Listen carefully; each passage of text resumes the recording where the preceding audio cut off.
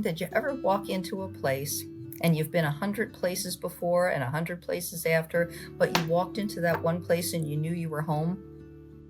That's how I felt when I walked through these doors. I saw the work that this agency was doing, the individuals that they were serving, and how they were thriving, and how they were happy, and how they were engaged. And I thought, everything I know, everything I've learned, I want to bring it to bear here. And when the opportunity arose that the CEO was going to retire, I threw my hat in the ring, and she actually laughed and she said, "A business person like you, what do you want to come here for?" And I said, "For every imaginable reason. I can help, I can serve, and this is my opportunity." So here I am, and I couldn't be happier. And I finally feel like all roads in my career and in my personal life have led me here.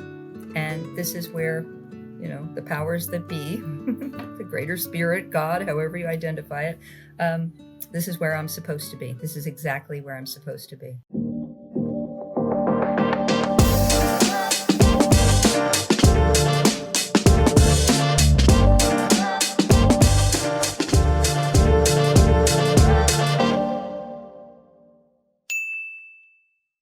All right, guys, welcome back to a brand new episode of the Hart Hustle podcast. Of course, I'm joined by another amazing leader sitting across this digital table with me. Today, I've got Angela Calzone, who's joining me. Now, today's conversation is going to be great because we're going to learn all about her Hart Hustle. Now, Angela is the CEO of Inroads to Opportunities. And today we're going to be learning about what Hart Hustle means to you. So let's get started by asking a little bit about how is your heart doing today, Angela? My heart is great. My heart is filled with a lot of excitement and enthusiasm because this month we are celebrating Autism Awareness Month. Oh my goodness. So let's talk a little bit about autism awareness. So one thing that people who tune into the podcast will recognize is that autism diagnosis rates, as an example, have been escalating every single year. When I first started working in this space and supporting organizations, the statistic was 1 in 56 kiddos were being diagnosed with autism. As of the current year, 2025, and recording this, it is 1 in 36 children. Right. So why do you think awareness around this is so important?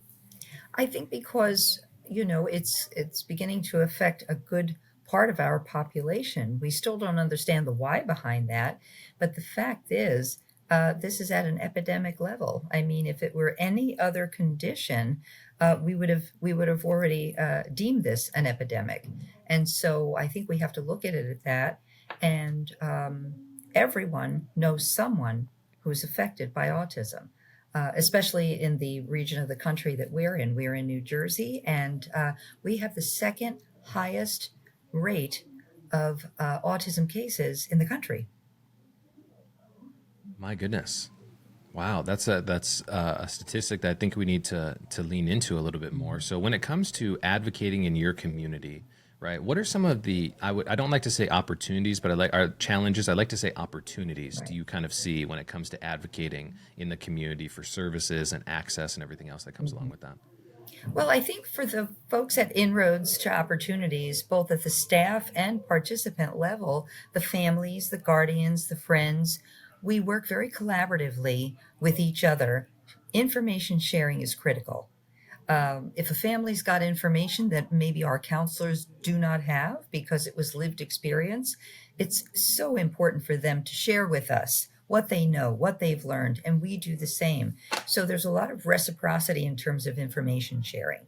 And I think that's critical, that we're all in the know, because then we can band together and make our case to local politicians and those who are making the rules, the business community, in terms of educating on employment for people with disabilities such as autism. It's important for our medical community to better understand, our law enforcement to have a good sense of what it's like at a traffic stop when you have an autistic passenger or driver. So I think that information sharing, that education, just the overall awareness and exposing each other to this topic and all the things that have to do with it is critical for our success. I wanna make a bold statement here, and I hope it's okay with you. But when we think about the rising diagnosis rates, 1 in 56, like we talked about, to 1 in 36 currently today, it seems like we're on a trend to this being a more common experience, engaging with people who are neurodiverse in our communities more so than ever if we just extrapolate this out for the next 20 years. Right. And so when I think about even terminology and how we think about people who have, or neurodevelopmental disabilities, we're seeing a big shift that's happening, right? One of my partners in Southern Nevada is talking about and has been talking with their board about how they're going to position the services towards the communities that they serve. Not people who have disabilities, but people who are simply neurodiverse. Why do you think that simple, even language change is important for how we kind of navigate the future and recognizing for people for being diverse? Because I think it redefines the individual. I think that language is super important. Now, at Inroads, we work with not only those who are neurodiverse, but those who have intellectual and developmental disabilities as well, physical disabilities. We work with the blind and visually impaired. So we look at the community at large and then the microcosm of the community, which are the folks that we serve. And truthfully, they are all a part of the community. So it's incumbent on all of us to be able to make sure that we're agile and flexible as a society to be able to effectively communicate, educate, employ, and retire the entire population successfully and productively.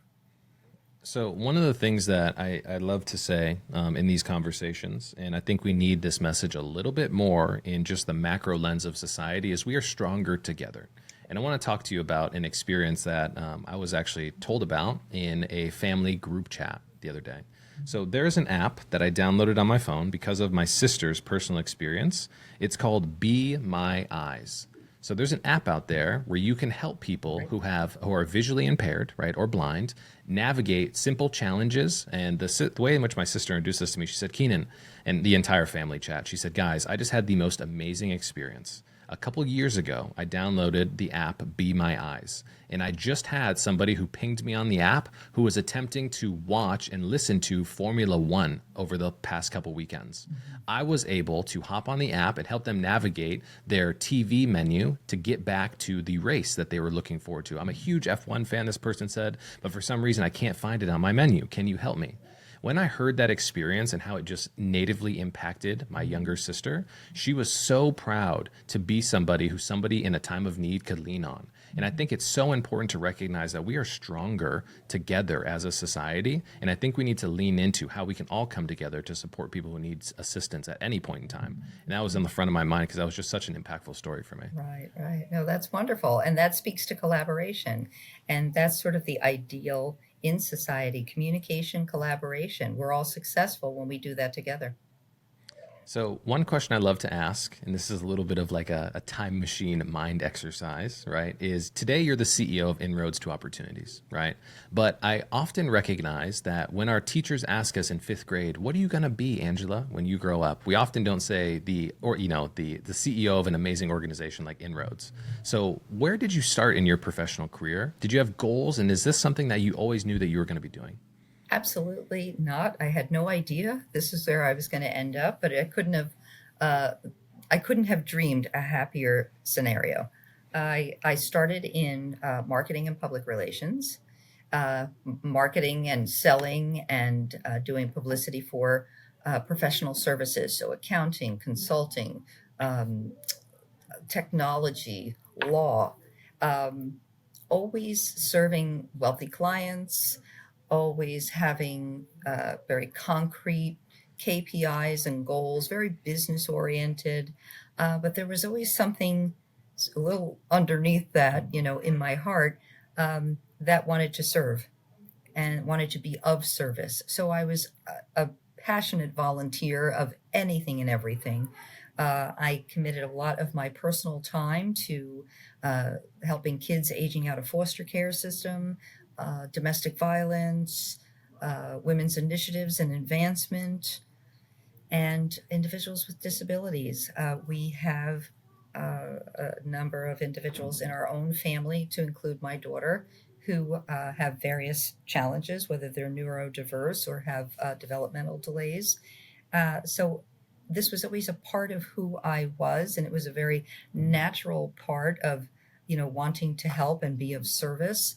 Um, when I established my own business, it was a consultancy in the early 2000s. My business partner at the time came from social services, and we were very different people. He was that warm and fuzzy and touchy feely kind of guy, and I was this very business minded, matter of fact, uh, young executive. And then hearing some of the stories that he would come back with, I thought, I am really missing the mark here. I'm making rich people richer, which is lovely for all of us because we all make a great deal of money that way.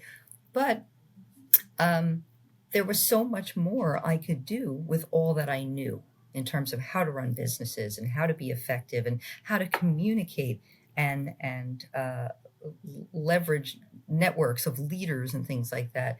So I started my foray into nonprofits, serving on boards and things of that nature.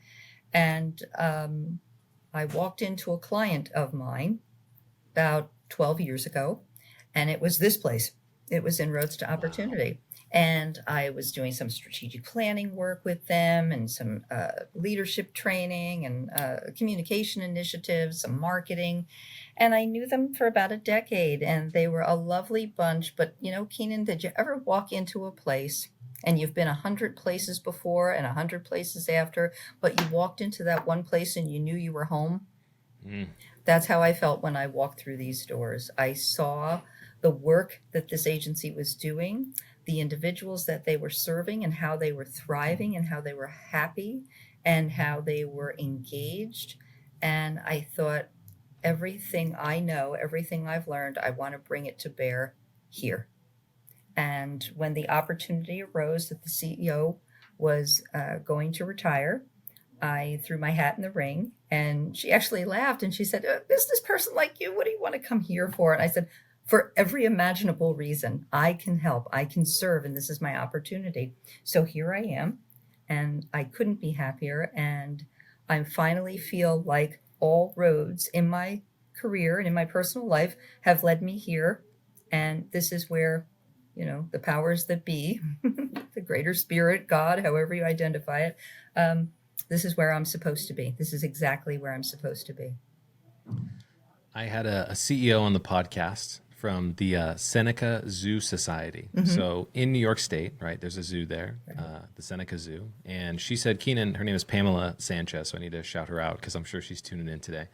She said to me, Keenan, it's interesting how we think our careers are going to be a ladder, right? But what we truly find out is they're more like a spiral staircase where we have all these different experiences. We continue to go up, but then we have a moment of culmination where all of our experiences, the things that we've been through, the opportunities, the challenges that we faced come into the perfect moment. Right. And it sounded like when you walked through the doors at Inroads, you had that moment of aha. Mm-hmm. So my question for you is I was also having another conversation with the CEO in the greater Knoxville area of a United Way.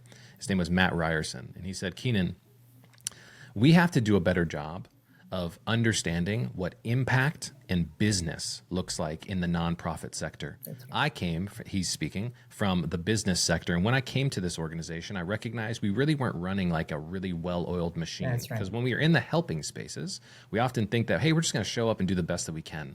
But there does need to be an element of how we run effective businesses. And that's where leaders like you come in that can take that spiral staircase of experience and implement them into the organization. That's right. So how has been the, I would say, process of redefining impact and business structure kind of been with Inroads in your experience? Well, I think you make a strong point in terms of those that are educated and have chosen to help as their profession. That's their priority, as it should be. And so the back office tends to not get as much attention or focus, and is a lot of times in these organizations underdeveloped. And that's where sort of I live, right at the intersection of impact and business. So, in order to have a greater impact, a broader influence, and absolutely more effectiveness in programs and services, you have to have folks, and they may not always need to be the CEO, but you have to have folks who have that discipline in business planning, finance and accounting, a real understanding of technology and how technology works, folks who are fluent in marketing and advertising and public relations.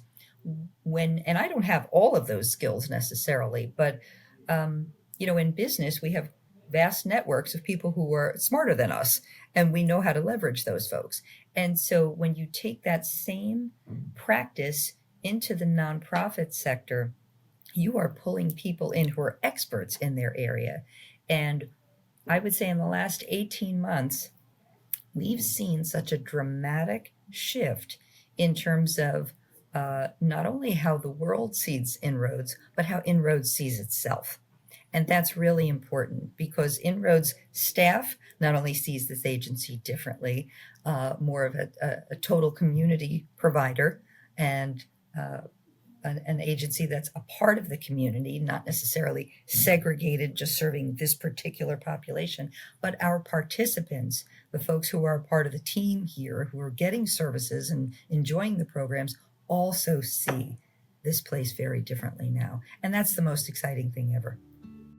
If the Hart Hustle podcast has ever sparked any idea or made you think differently, do us a favor. Make sure you guys share this, post it on LinkedIn, or even text that nonprofit friend that you just have. Whatever works, this is what keeps the conversation going and allows us to just grow this community together. Seriously, we appreciate you. Being a truly impactful leader often means helping people see the world a little bit differently. And so I have to ask the question because I'm sure people are wondering, right? From where you were to where you are now, was it difficult to get to the team to embrace this new business-minded version of impact and vision for what you guys were going to be to the community and how you guys view yourselves? Absolutely. And, yes. Oftentimes people want to hear, oh, no, it was such a smooth transition. Everybody embraced it. When you're a business person, you come into a social services organization, and the chosen profession for the folks here are those helping professions. They don't speak accounting. They don't speak KPIs. It's a completely different and foreign language to them. They don't understand the concept of leveraging these relationships, bringing in people smarter than us. It's counterintuitive, I think, a lot of times for them. And that's okay, because my job is to serve them and to bridge that gap so that they can still do the amazing work that they've chosen to do with their careers and experience and life's work. And folks like me and the team of people that the leverage of network that we've got is amazing.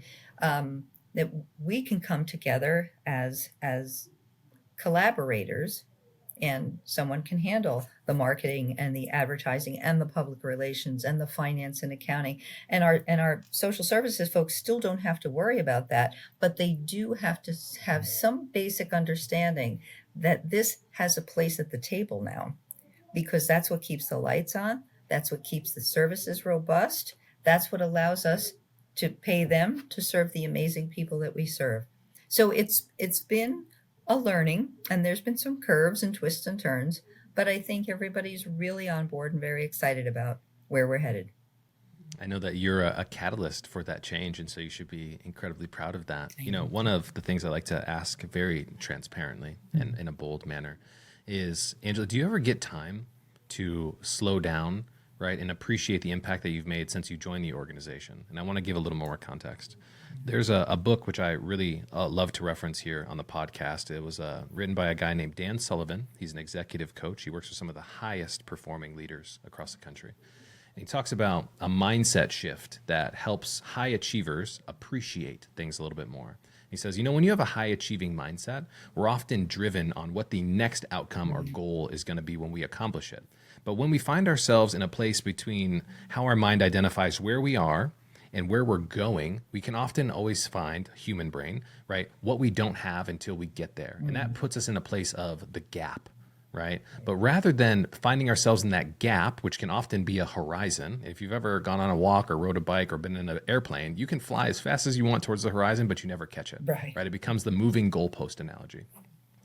instead of being in the gap, what if we tried to be more intentional about coming and putting ourselves in the space of the gain? And the only way that we can do that is by pausing, turning around, and seeing how far we've come in the work that we do.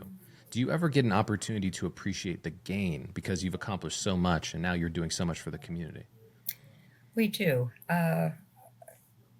There's that initial phase when you come into an organization like this and you take on this role where you're right. It is just head down, busy, busy, busy. Let's straighten, let's reorganize, let's, overlay some Lean Six Sigma practices on this and so on and so forth.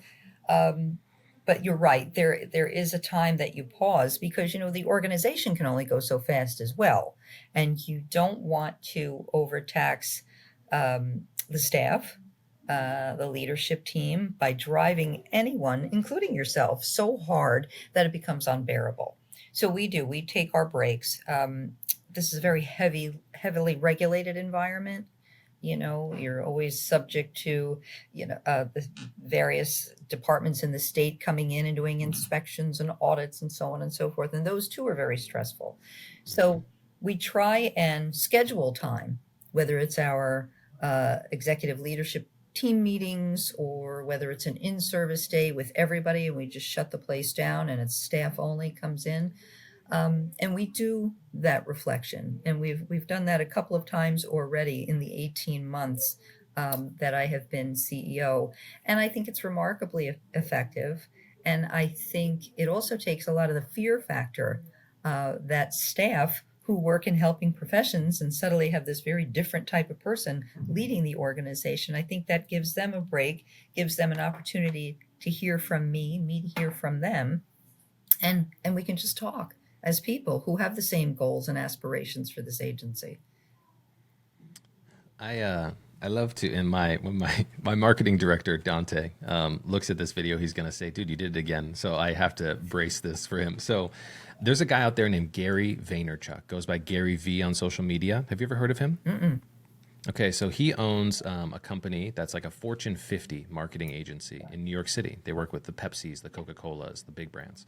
And he says, I am trying to build a honey empire. I am competitive. I am a businessman. I want to win at all costs. But the way in which I'm going to build an organization is going to be based on the concept you attract more flies with honey than you do with vinegar. And he released a book in 2022, so this is for you, Dante, called 12 and a Half. And the sub context of this book is leveraging the emotional ingredients necessary for business success. And he says, you know what? In the future, especially with the new generation and their expectations for what work represents and how they want to be seen as people, there are some skill sets that our future leaders need to be able to become incredibly good at. And these are all in the, I would say, the realm of EQ. And I want to hear about your prioritization, if you will, or the importance of this coming from your highly successful business background.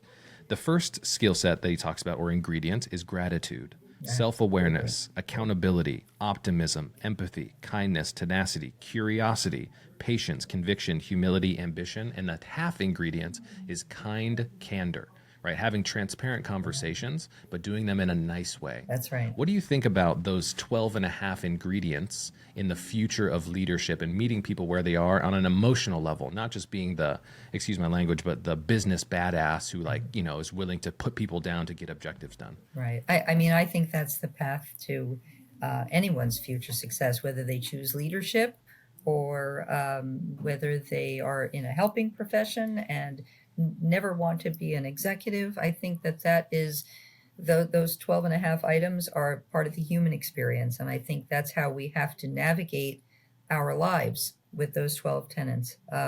There's a thing that I emphasize often when we're in meetings is, the numbers are what the numbers are. The funding sources are what they are, and we have to be accountable to them. But at the end of the day, it's all about kindness for us and transparency. And those two have to be married. If we're hurting each other, whether personally or professionally, nobody wins. Certainly not the people we serve. So I think kindness and transparency, and it was amazing to hear. I got to get the book. I have to get that book. That's great. So I want to share that with the entire team because it does a nice job of quantifying everything that we talk about. Yeah, I mean, it's just those skill sets are so necessary. And I think about, in the world that we live in today, especially on the other side of the pandemic, we had a really interesting mindset when it came to work in a pre-COVID world, right? We had the ability to kind of compartmentalize. This is me at home, this is me at work. But once everybody started hybrid working and everything was changing, the lines between those two became incredibly blurry. Right. And so when I think about some of the challenges that we face in society today, I think that, over the years, work has gotten a bad rap. It's like, oh man, I don't like my job, XYZ. But if you think about the amount of time you spend at work, that is your community. That's That right. is your sense of connection. And when that community emphasizes those 12 and a half ingredients, if you will, being able to show up as your whole self, feel validated, be seen, there's empathy that runs through the organization. What a way to create a sense of connection that maybe often in the world of isolation that we live in today, we don't get in our personal lives. What do you kind of think about that? That's right. No, I think it's spot on. And I think when individuals can demonstrate those 12 ideals and really put them into practice and live by them, I think what happens too is we allow ourselves to be a bit more vulnerable, which is the entree for creativity, for productivity, for bonding in terms of professional friendships, and we offer each other mutual respect. Then the guard can come down, the defenses can come down when we live our lives under that philosophy. And I think, from a business perspective and a production perspective, I think everybody becomes much more creative, much more um, just productive overall. So there's a phrase, calm seas never made a skilled sailor, right? And if it's fair for us to make the assumption that with our new administration and things that are happening in our country, right, funding, all of the other type of, I would say, security blankets that we might have had at one point in time don't seem so secure in the future. So how are you helping the organization navigate some of the uncertainty when it comes to community-based funding and government dollars and grants and everything else with this, changes that you're obviously having to navigate? Right. And I think, well, that's where really the business acumen comes to bear. What I have been relentlessly preaching throughout our organization, and I see it starting to take hold in a variety of ways, is security through diversity. So we can remain an organization that provides all these incredible programs and services to individuals with disabilities, but let's look at redefining what disability means. Let's diversify what that means, because as we talked earlier, how we viewed what a disability was 10 years ago is not necessarily the same as we look at it today. Um, Sometimes a disability is simply, someone who doesn't have the access that others do, or there's challenges mentally or psychologically. So we have to look at everything in a very holistic and creative sort of way, um, and also in terms of, as the demographics change, as the population ages, as folks come into our center or into the school system with neurodiversity issues or other types of challenges we hadn't seen in decades or generations prior, we have to be agile enough to understand those needs and match them with programs and services, and not be so steadfast and to say, well, what we started with 66 years ago when we founded the agency, this service and that program and this service and that program, that's our cornerstone. We want to keep that exactly where it is. We can't do that anymore. Flexibility, diversity, that's our security into the future. That's what's going to sustain us. I'm going to be bold and use another word here, which is curiosity, right? We talked about that as one of the 12 and a half ingredients, but we have to be curious about how we are going to navigate this future. Right. And so what I love to be able to do is, when we come from the nonprofit space, right, often we are not the most sophisticated when it comes to leveraging tools like technology, Right. automation, AI, as an example. So how are you helping the organization stay curious, or are you curious about how these tools are going to help you guys fulfill on the mission and meeting people where they are and help you guys be able to support the community? Well, I think the first thing is we as a leadership team have to let the organization know that we are open to everything. Bring the idea, bring the tool, bring the technology. And this younger generation too, of counselors and program aides and staff members and participants, use, whether it's social media or artificial intelligence or other assistive technology, in their everyday personal lives. We welcome that here. Let's bring it into the organization. How can AI assist with program notes? How can AI assist with writing a developmental plan? So we're using it. We'll use everything. We've got folks who will work remotely from a park on a tablet, participants doing a service or a program or a project. So we don't hesitate. I think you have to invite curiosity, and you have to normalize it so that it's not something that happens in the margin, that it happens in every day here at the office. That's what we do. We're curious. We ask each other questions. We test things. We play around with things. We invent. We reinvent. This is an amazing conversation because it hits on so many of the other conversations I'm having with leaders right now. And I want to talk a little bit about risk with you. One of my favorite CEOs, who I've been able to watch from the sidelines, is a guy named Jason Fried. He created a company called 37 Signals. Now, they created like a Slack equivalent called Basecamp, right? And Jason said in an interview recently, he said, the role of the CEO is to be able to intentionally inject risk into the organization. And I'll tell you what that means.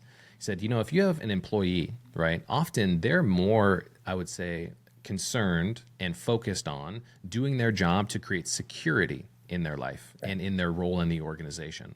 Often, I, as the CEO, have to come in and intentionally inject risk into their world by saying, hey, let's do things a little bit differently, right? And creating that psychological safety that comes along with injecting risk. How do you think about that intentionality behind injecting risk, and how do you do that? Well, I think it's very appropriate, especially for organizations like this, but you walk a fine line with that, in terms of making sure that you're providing enough risk, and that beyond a shadow of a doubt, the staff understands that there is a safety net, so that if they walk into that risk and take it and explore it, they're still going to be okay. And that their job is still going to be there. So while we're very careful in terms of the type of risks that we go out on the plank for, we, again, just like curiosity, we invite it.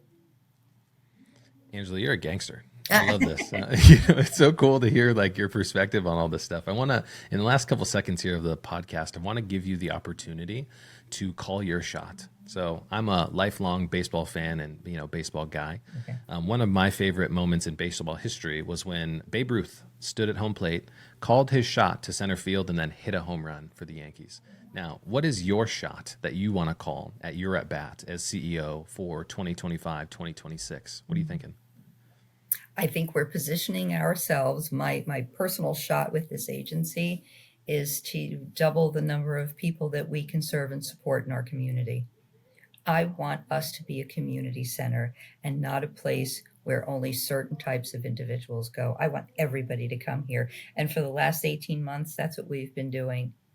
We've got everyone from local legislators and community activists here to members of various churches and synagogues and congregations showing up to have meetings, to chambers of commerce.